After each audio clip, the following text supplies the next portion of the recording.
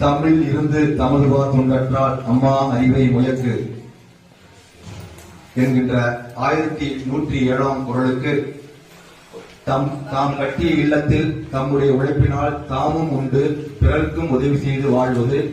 தம்முடைய மனைவியுடனான இல்வாழ்க்கையில் பெறுகின்ற இன்பத்திற்கு சமமாகும் என்கின்ற ஒரு அரிய பொருளை, திருக்குறளுக்கு அரிய பொருளை தந்தவர் முதுமுனைவர் இளங்குமரனார்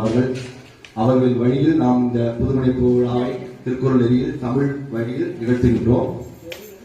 அவர் இயற்றிய 108 போற்றிதான் முதலாம் ஆதியே போற்றி, மலர் மிசையகும் மானடி போற்றி, தனக்குவமையில்லா தகையடி போற்றி, எண்குணத்திலங்கும் இறையே போற்றி, அமிழ்த மழையாம் அருளே போற்றி.